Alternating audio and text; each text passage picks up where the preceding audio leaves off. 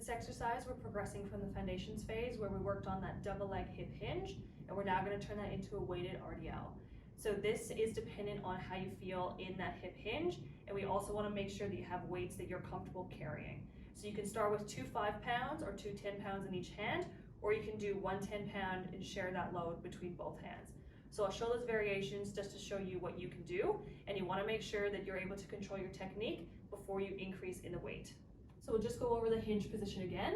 So we're going to have our feet slightly hip width apart, maybe a little bit more. You're going to have that soft knee bend, and then this is where your hips shift back as you hinge at the hips, and you feel that tension building in your hamstrings, and then coming back up.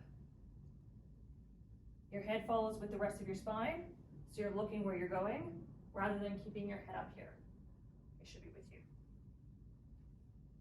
So if that feels comfortable and you're confident with that movement, then we're going to add weight to go through an RDL. So the difference between a deadlift and an RDL is that you're going to be sliding the weights down your legs, just to about mid-shin, maybe just above your knees there, and then back up. And you want to basically have the weight as close to your legs as you can. So I think about basically sliding them down my legs and then sliding them back on my legs. So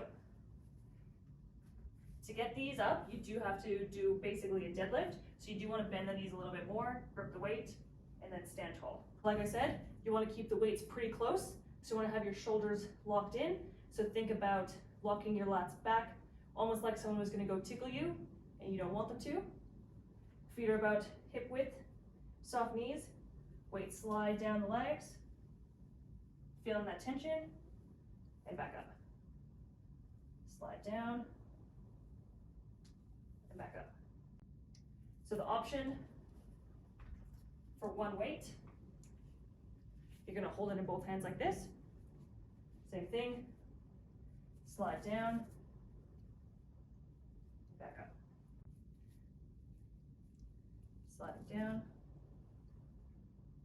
and back up. So if you've used a barbell before, it might be time to break that out again. So as you're going through your strength phase, if you're looking to increase the weight, this is an easier way I find rather than loading up on the dumbbells, mostly just because it evens out the weight and you can load it up a little bit better.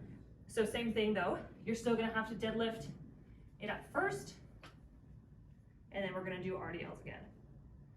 So that soft bend, bar sliding down the legs, and then back up. Soft bend to the knees, but they don't bend any further. Back up. Slide,